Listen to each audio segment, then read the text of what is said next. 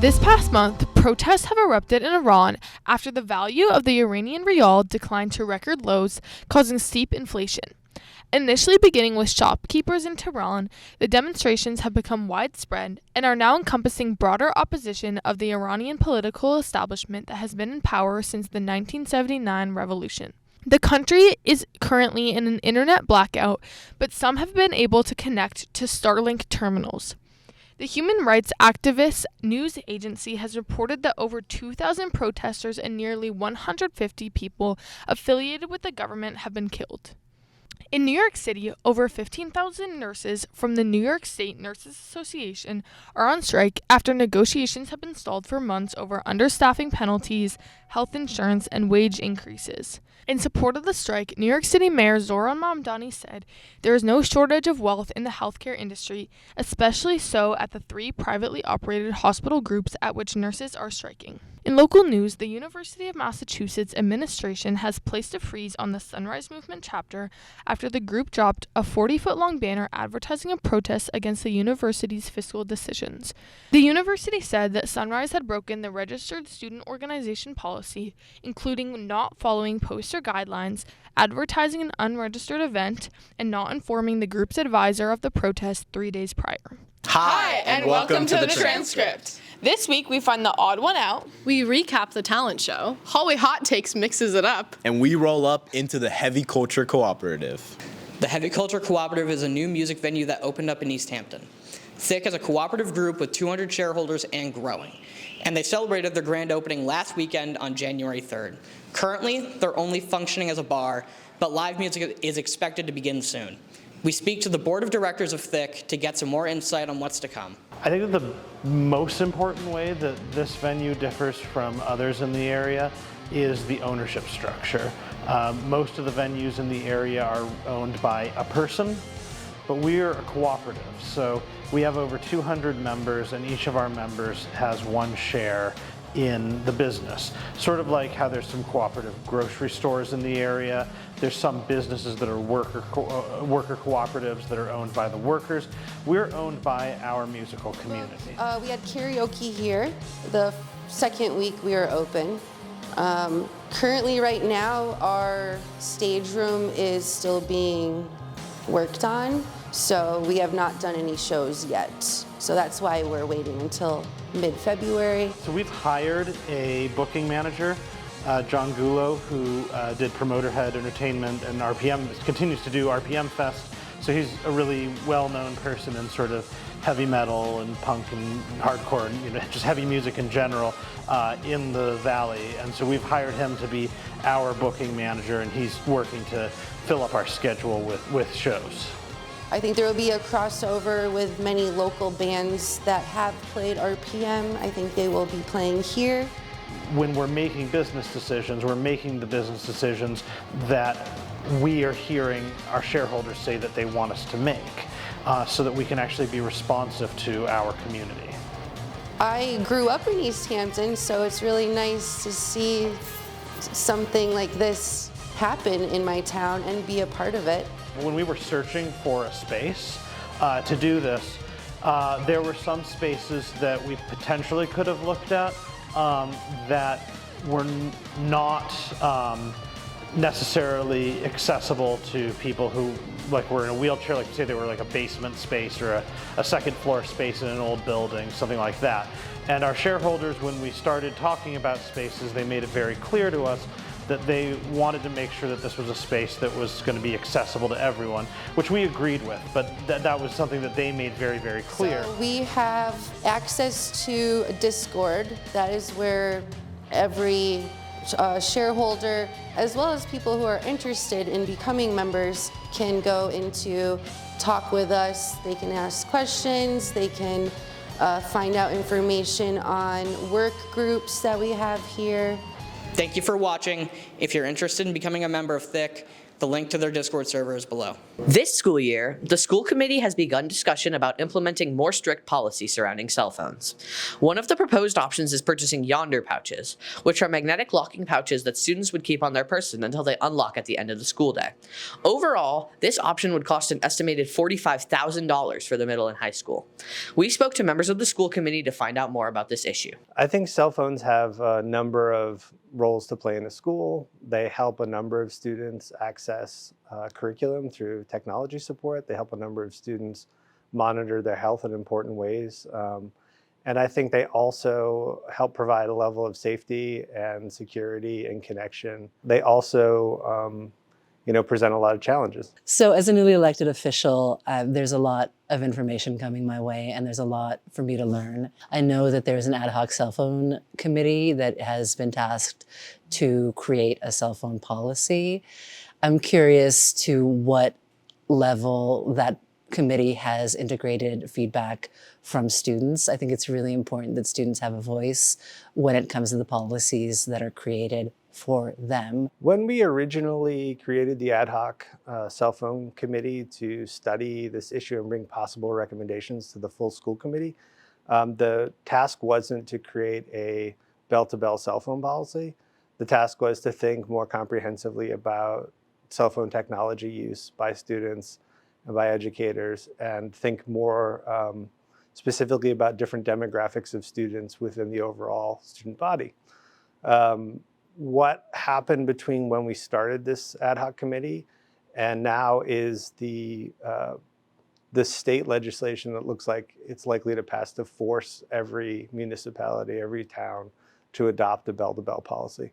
And I think that looming has shifted the work of the ad hoc committee to try to present solutions to implement something that would conform with state law, or potentially with the state law as they imagine it.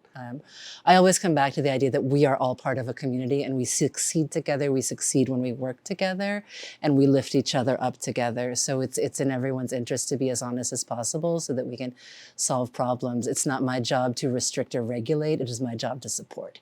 You all students are on the verge of being independent adults. How do I support you to thrive in that capacity? I don't believe it's by restricting you. There's been talk of asking the mayor for quote unquote one-time funds. And every one-time fund starts its life as recurring revenue. There's a fund dance that it gets magically transformed. But there's this idea that since it's just this one-time fund, we could get extra money to pay for these and it wouldn't impact the budget. That may or may not be true. Or would we have to build it into the FY26 budget, which we're about to start debating, and then what do you cut to fund this? Or is there enough advocacy at the state level if they do pass such a requirement that it's not simply an unfunded mandate, but that they provide additional resources to districts to pay for infrastructure, to pay for staffing related to rolling it out? So there's a lot of unknowns and a lot of questions. Yonder pouches are being discussed for the next school year. I'm Autumn Luria, and you're watching The Transcript. Welcome to Hallway Hot Takes. This episode is going to be created by viewers like you. Today, we're going to ask a question, and then every other question is going to be made by the people we interview. It's going to be awesome. What do you look forward to in high school? I look forward to, as a senior, having a free period to do whatever I want and be able to leave. What's your question for the next person? Who do you think is going to win the Super Bowl? Manchester United.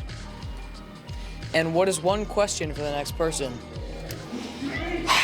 If you could play any position in football, what would you play? Probably the quarterback, because that's the only one I know. Awesome. And what is your question for the next person? Would you rather be a cloud or a tree? Ooh, I'd definitely rather be a cloud because I get to be up in the sky. I feel like it'd be pretty sweet. Mm-hmm. Yeah. And what's your question for the next person? Do you like Derek Rivers? Do you like me? I don't swing that way for you. All right. And what is your question for the next person?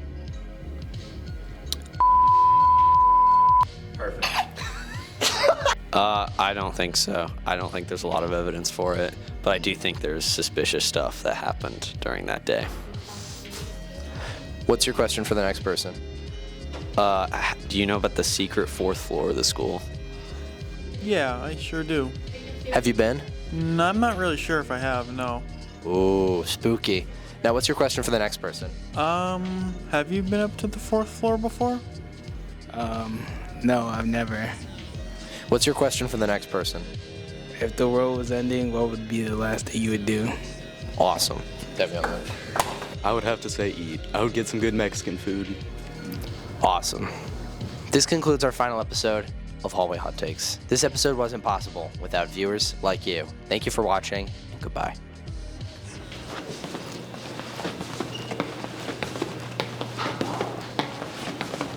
All right. Goodbye from your crazy cooking conundrum crew. On December 19th, Northampton High School held its second annual talent show. Our amazing judges this year included Mr. Parent, Charlie S., Helen T., Ms. Zamer, and Dan K. The awards for the show were $150 for first place, $75 for second, and a gift card for third place. The performances included a unicycle and yo-yo band,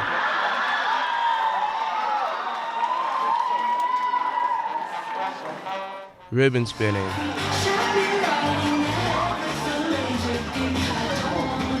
some great singing from Jay Sean,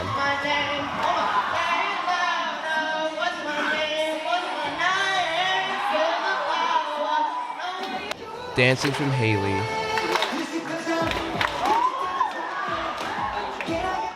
a beautiful piano piece from Mr. Selfridge,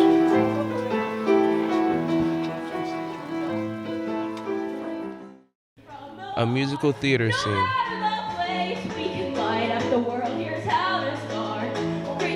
a few chickens rapping,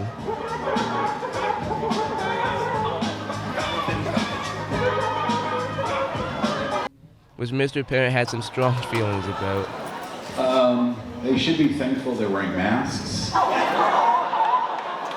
I don't know their identities, because I feel like I wasted 2 slides and a slideshow presentation listening to that. So let's move on. Kai on the piano, Used to be, although it's true, I was never attention. a stunning dance performance from Kieran and Francis,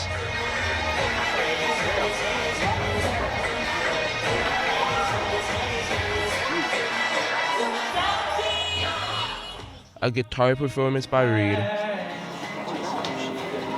You sing songs and I sing with you.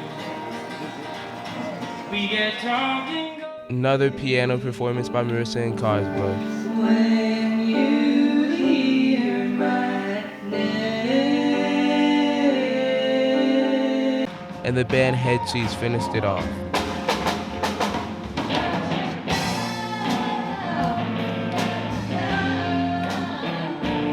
Kai Imperial Jewett won third place. Marissa and Cosmo took second. And first place went to Kieran D. and Francis S. Congratulations to those who won, and thank you to everyone who participated.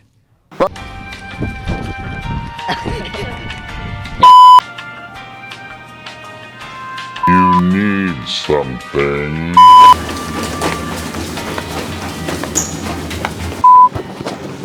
And what do you? Okay, never mind. Chalaleo, chalala, tung tung tung sahor, all that.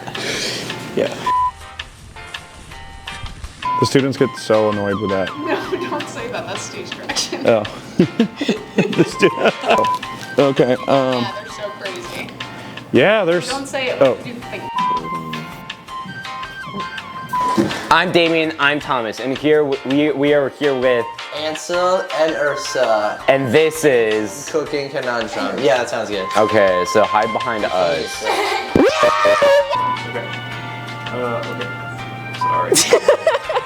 Last week was Booster Week, and school spirit was off the charts. I said charts, not chart. This is Odd Ones Out. Make sure to tune back in next week for, for what? And then brush my teeth, and then You start. Daniel Littlefield, you start. Oh, sorry, same thing. And we roll up into the Heavy Culture Cooperative.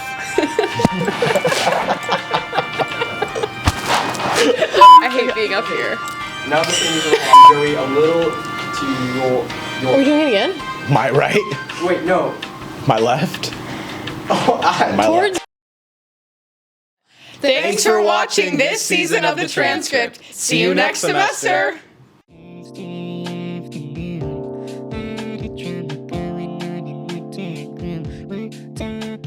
Transcript.